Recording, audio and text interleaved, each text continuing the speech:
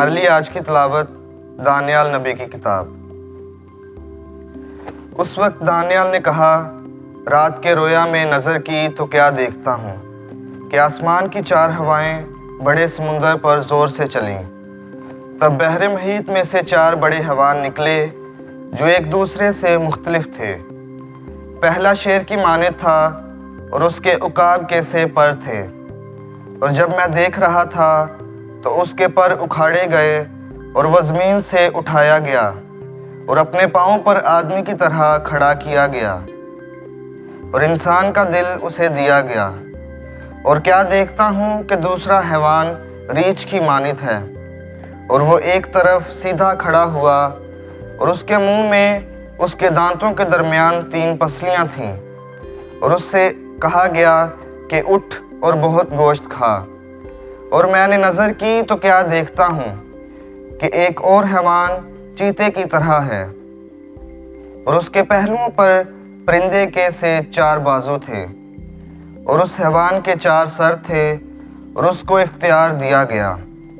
اس کے بعد میں نے رات کی رویتوں میں دیکھا تو کیا دیکھتا ہوں کہ چوتھا حیوان ہولناک اور ہیبت ناک اور نہایت زبردست ہے، اور اس کے دانت بڑے بڑے اور لوہے کے تھے، اور وہ نگل جاتا اور ٹکڑے ٹکڑے کرتا اور باقی ماندہ کو پاؤں سے لتاڑتا تھا، لیکن وہ ان دیگر حیوانوں سے مختلف تھا جو اس سے پہلے آئے تھے، اور اس کے 10 سینگ تھے۔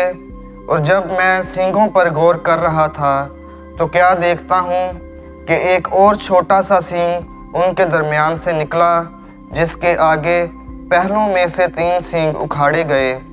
اور کیا دیکھتا ہوں کہ اس سینگ میں انسان کی سی آنکھیں ہیں، اور ایک منہ ہے جس سے تکبر کی باتیں نکلتی ہیں۔ اور جب میں دیکھ رہا تھا تو تخت نصب کیے گئے اور قدیم الایام بیٹھ گیا۔ اس کا لباس برف کی طرح سفید تھا، اور اس کے سر کے بال اون کی طرح شفاف تھے۔ اس کا تخت آگ کے شعلے کی مانند تھا، اور تخت کے پہیے جلتی آگ کی طرح تھے۔ اس کے حضور سے ایک آتشی ندی نکل کر بہہ رہی تھی۔ ہزارہ ہزار اس کے خدمت گزار تھے، اور لاکھوں لاکھ اس کے حضور میں کھڑے تھے۔ تب ارباب عدالت بیٹھ گئے اور کتابیں کھولی گئیں۔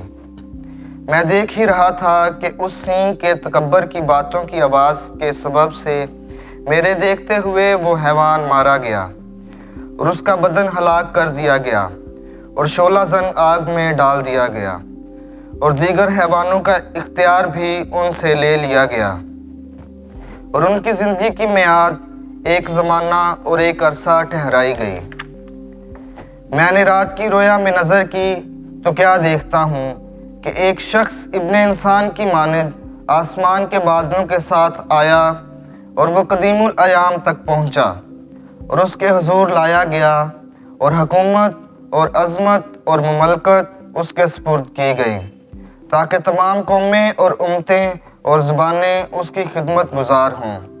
اس کی حکومت ابدی اور لازوال حکومت ہے، اور اس کی مملکت غیر فانی ہوگی۔ پاک کلام کے پڑھے اور سنے جانے پر خداوند کی برکت ہو، خدا کا شکر ہو۔